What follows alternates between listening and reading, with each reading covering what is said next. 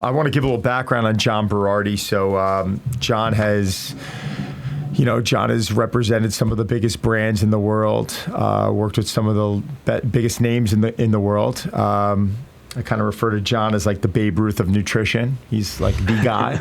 I think it's a great compliment, by the way. He's in much better shape, though. Much better shape than Babe Ruth. But now you came out with this book, and we want you to. Obviously, we haven't read it yet because you just were kind enough to send it to us. But Changemaker, can you talk to us a little bit about it and how this where were you motivated to do this? And yeah, absolutely. I mean, I've worked in this field since I was 16 years old, and actually health and fitness as a kind of industry, some people in it, and then the field that really itself kind of changed my life, saved my life. I was on a really bad path when I was a younger guy, and I, in high school, I have an advanced degree now, but and people just assume he must have been smart in school. He's got a PhD now, but no, I was terrible. I was failing out of high school. I was always drunk and high and skipping class, and had a couple scenarios where I could have lost my life, and someone in health and fitness kind of pulled me out of the muck and gave me something productive to do with myself. And that began with lifting. What made you decide that? So what was there something did you hit a bottom, or was there like an epiphany? Yeah. So one night we were out, my buddy was driving his car. We were high, we had been drinking, and we were driving out in the country kind of, but heading closer to town. I think they were maybe taking me home. And, he was doing that, swerve across the road, won't this be thrilling? And as we were getting closer to town, that's where the curbs start popping up. And so he ended up hitting the curb, sent the car out of control. And I knew this area really well. And as we were sort of spinning across the road, we were heading toward an embankment on the other side of the road, which was all wooded.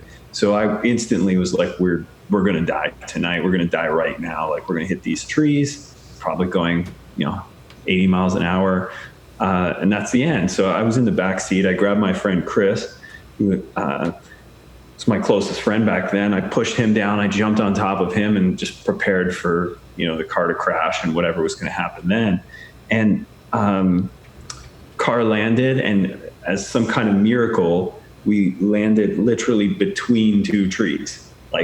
The car got scraped up on either side view mirrors knocked off, but didn't plow right into the trees. And that was my wake up moment. I was like, wow, this is the culmination of all my choices coming to fruition right here.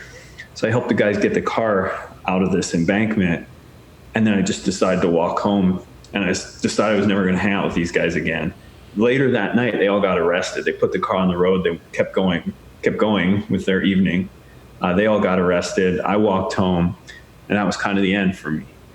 And so literally what I did almost next was join a gym. I think you see it more now because of social media, but people will start looking at, the celebrity in the sense of what you do, or maybe a coach that's working with big names and making a lot of money. Or, we just had Autumn Calabrese on, who, is all over TV and, working for Beachbody, and she loves it and she's passionate. But what they don't actually hear about are the stories that you're talking about now, those dark times.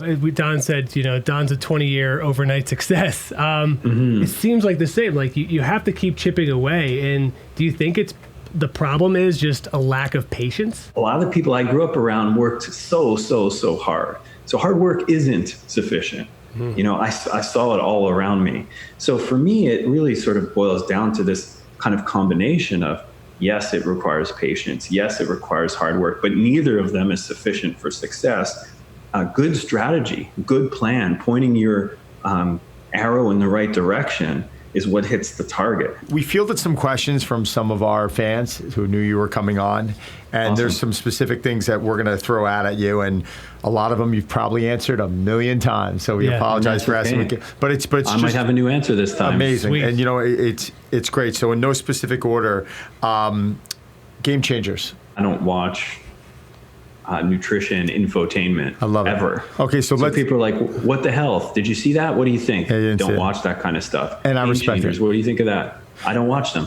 But I should give an answer why. It's because I know the source material, 100%. Right? I know all the data on plant-based diets and meat, and it's my job. It's what I've been doing the last 30 years. So I kind of know what is supposed to be in that documentary, and I also know what they've done in a documentary. I know what documentaries are like. They're sensationalistic. It was pretty much just an hour and a half waste of time, in my opinion, and I'm going to be very blunt about that. But they basically just turned around. It was non-research based, and they just talked about plant-based diets, and they were trying to talk about how it was far surpassing everything else.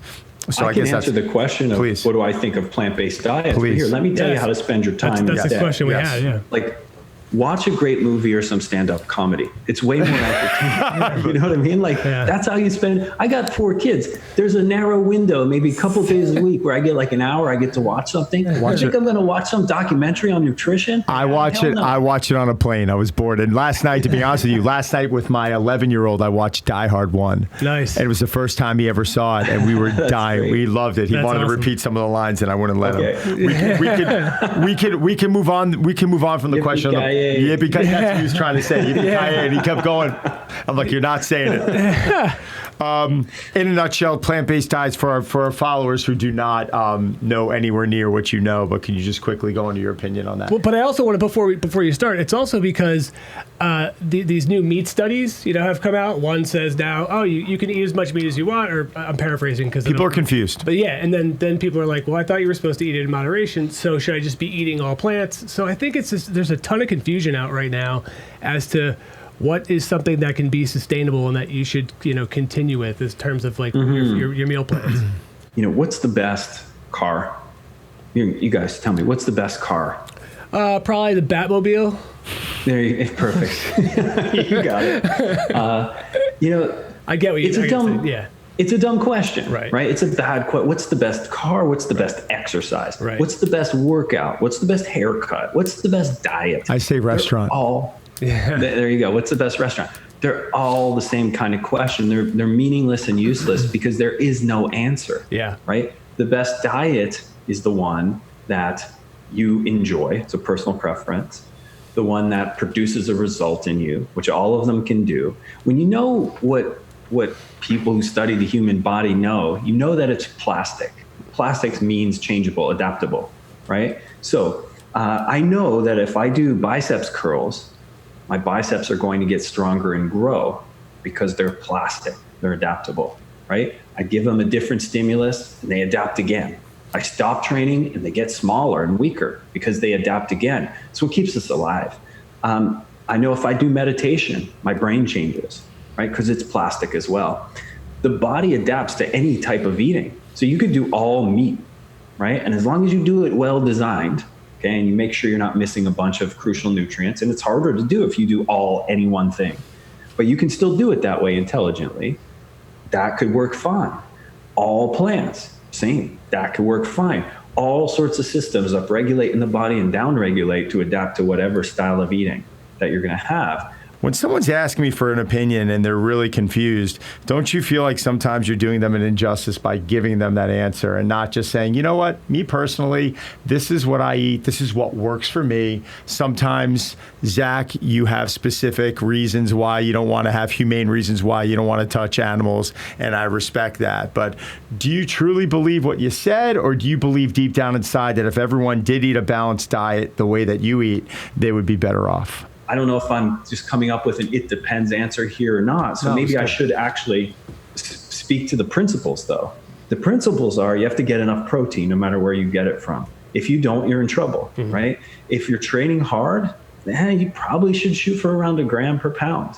And I know people debate all about this, but you look at the research, somewhere around there is required if you want to build muscles and have, at least strength, power, and anaerobic performance optimized. Right. So what is that? Well, for most people, it's around 2 palms of protein per meal 3 times a day. Right. And this is where the palm thing comes in. You make it super simple. That's about 1 gram per pound. Then next, you got a plate. Presumably you eat your food on plates. Then fill up, your plate to about 3/4 full with some kind of vegetables. I know you've kind of stepped away from PN, but just for the sake of a lot of people that are going to want to purchase this book, can you let everyone know where they can find you on social media and where they can find this book? Yeah, totally. So on socials, I've got Dr. John Berardi Instagram. I am new to the Instagram game. I started my Instagram account like 8 weeks ago.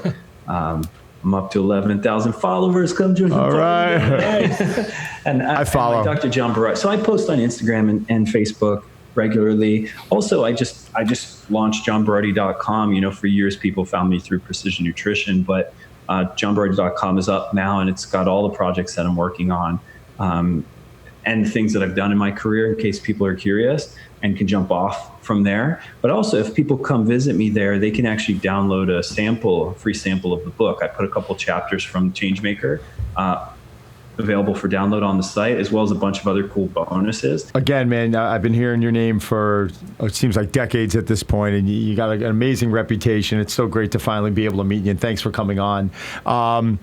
Zraz, at Zraz is the Instagram handle. At Don Saladino. Right, reps number, who knows at this point, and couple thousand. Yeah, a couple thousand at this point. John Berardi, everyone, thanks so much. My best to your family throughout the holiday season, John. Thanks again for everything. Yeah, thank you. Thanks for having me. Absolutely. To you both and to everyone listening in. I hope we chat about some things that bring value to your life. Absolutely. Cool, Hope man. to do it soon one day. Again, thank you.